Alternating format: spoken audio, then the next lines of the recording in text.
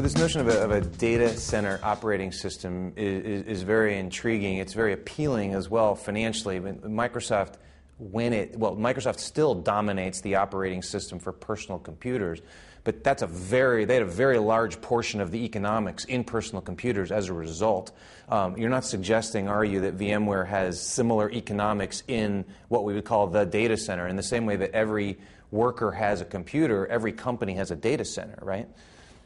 Well, what is true, I don't think we'll ever have the degree of control that Microsoft did over the PC market, etc. But we are already an essential ingredient in any data center. As I said, 100 out of the Fortune 100 use our software in our data centers to a greater or lesser degree.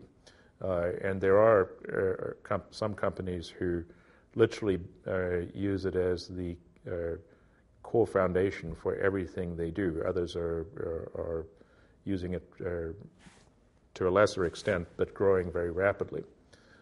So this concept of a data center operating system, whether it comes from us, VMware, or someone else, is a critical way that things are going to unfold in the future. Because it's only by doing that that you can get both the capital equipment savings and the operational savings. It's that automation. The key thing is the automation of the data center going forward. Is it possible in the future that some combination of either Microsoft or Oracle or Intel could beat you to the punch and be the data center automation software operating system, whatever trope you want to use instead? Well, I don't think Intel has ambitions to do that. They're quite happy to be the hardware underneath all of this. But certainly Microsoft and Oracle do have ambitions to compete with us in that space.